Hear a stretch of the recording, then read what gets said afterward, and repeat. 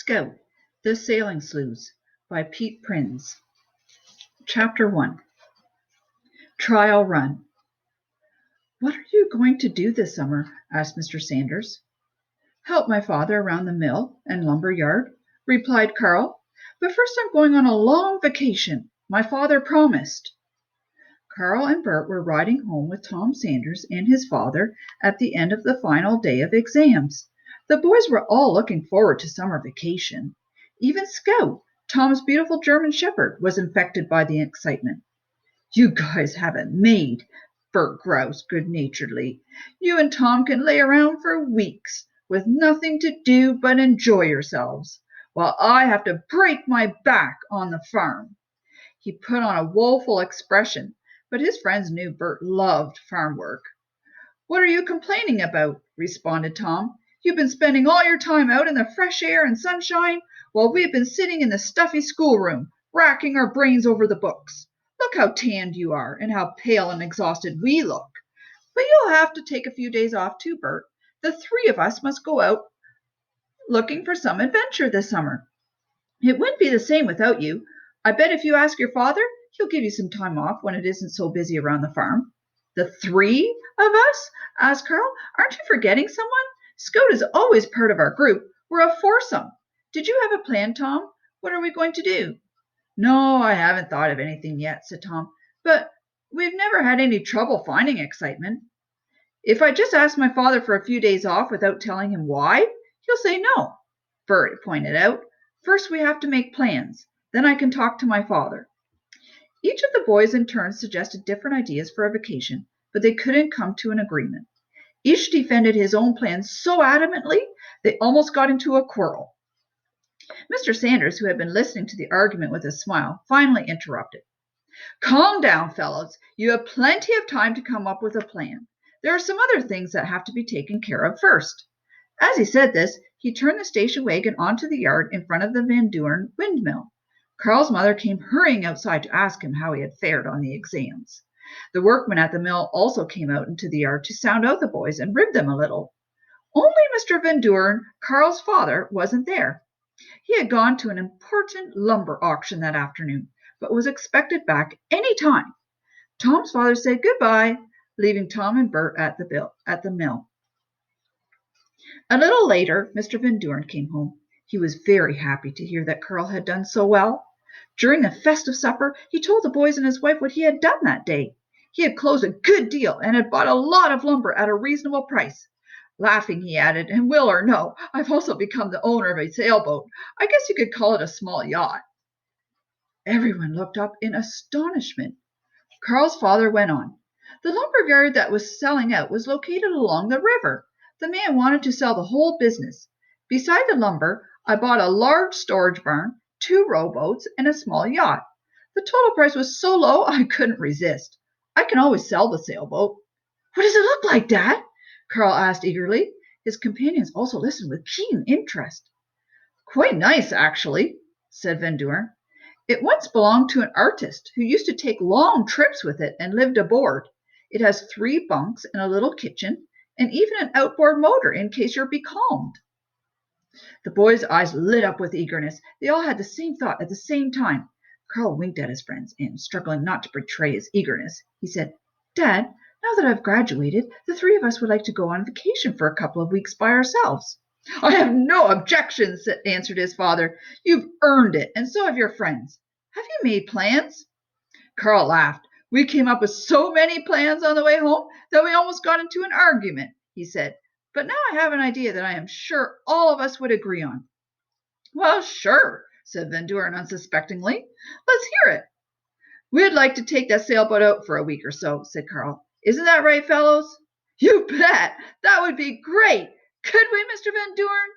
Tom and Bert cried enthusiastically.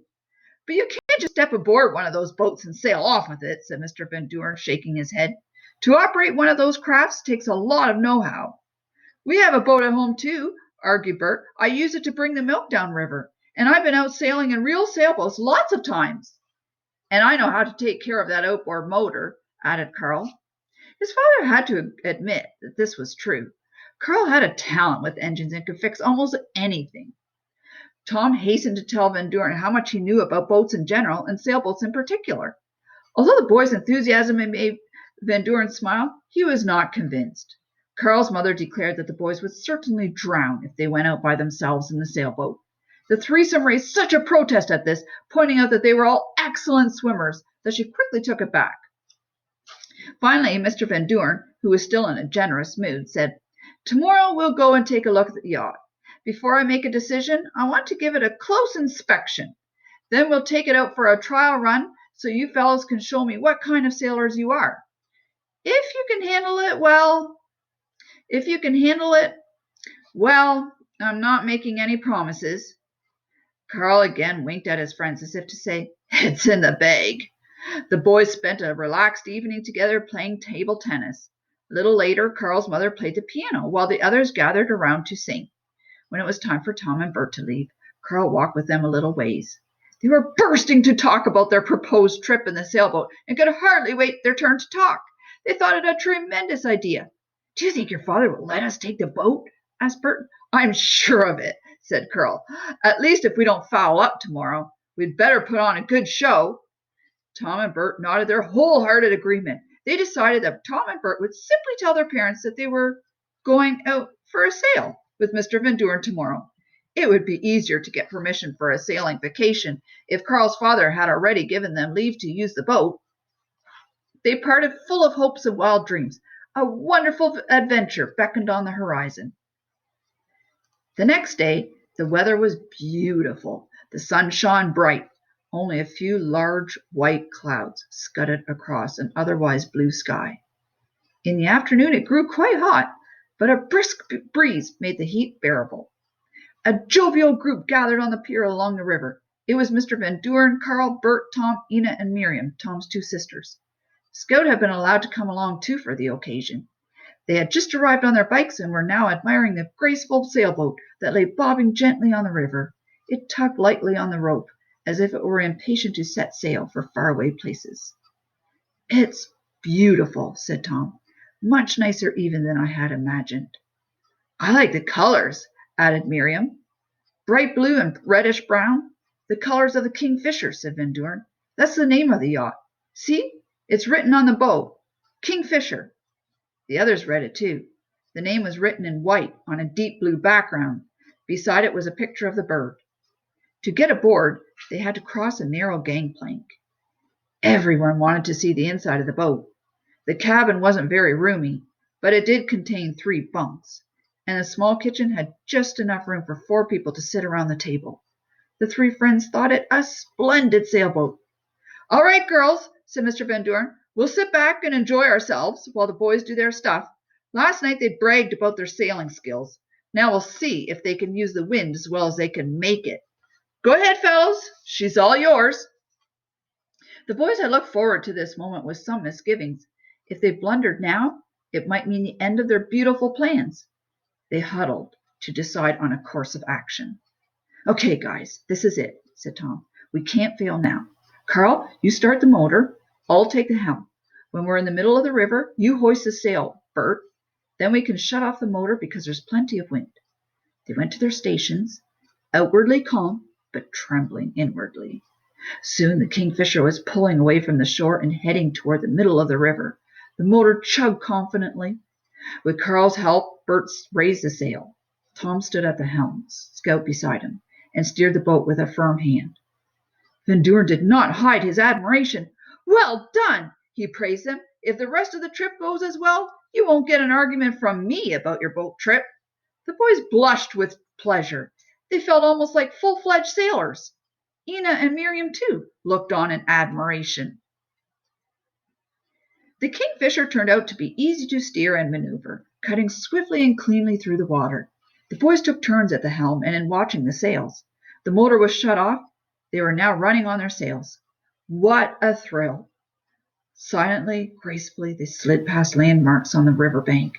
Out on the water, they weren't even aware of the sweltering heat. They breathed deeply in the spray-filled breeze. After an hour of sailing, they docked at a big pier, and Mr. Van Doren treated them all to a cold drink. Then it was time to head back. The boys experienced an anxious moment when the maneuver didn't go as smoothly as they had hoped. but they succeeded in turning the craft without bungling it too badly. Van Doorn, who was watching closely, did not make any critical remarks. Now they were sailing against the wind and current, and they had to tack. This meant zigzagging across the river, so their homeward trip went much slower. At the same time, they had to keep a sharp eye out not to run into other boats on the river. After watching them maneuver for some time, Carl's father said, "Well, boys, I can see you have the right idea. You've mastered the basics, and what you don't know yet, you'll learn with practice. Now let's use the motor so we don't take all afternoon getting home." "You mean we get to take the Kingfisher out for 2 weeks, Dad?" Carl asked eagerly. "I can't decide that by myself," laughed Van Doorn. "Tom's and Bert's parents have something to say about that, too. But if you promise to be as careful as you were this afternoon, you have my permission." After tying the sailboat to the dock, the boys paddled home, brimming with high hopes. Tom and Bert were sure that now their parents would grant them permission to go, too. But it wasn't as easy as they had thought. Especially Mr. Verhoof raised objections. He needed Bert on the farm during the summer months. But after Tom had received permission, Mr. Van Doorn talked to Bert's parents. Finally, Mr. Verhoof gave in. He didn't want to be the party pooper. The last obstacle had been removed. Ina and Miriam were terribly jealous. Mr. and Mrs. Sanders had to promise that they would take the two girls to visit the Kingfisher when the boys docked somewhere on their wanderings. Of course, each of the young sailors had to listen to numerous warnings to be careful. They gladly promised not to try any crazy stunts or take any risks. But deep in their hearts, they hoped that they would run into some exciting adventures. The next few days were spent making numerous preparations. They scrubbed the yacht from stem to stern, touched up the paint here and there, got the stove in working order, readied the bunks, and outfitted the boat as well as they could. The sails had to be inspected, the ropes checked, and the motors serviced. If they were going to be gone for 2 weeks, they also had to have provisions for that long.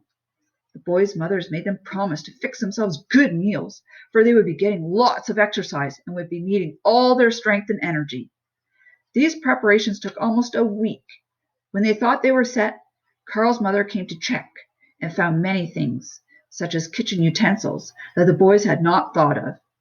But that was easily corrected.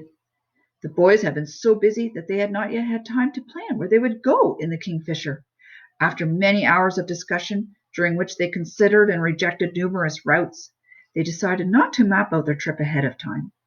They did not want to bind themselves to a schedule, but wanted to leave themselves free to go where circumstance and whim carried them.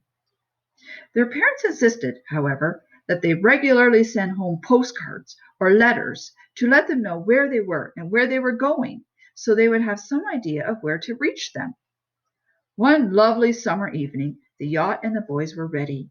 One last inspection, and everyone was confident that they had not forgotten anything, at least not anything important. The Kingfisher gleamed in the late sunlight and looked just as eager to begin the trip as the boys. That night, the three boys would sleep at home, but tomorrow was the big day when they would cast off and set sail for unknown places.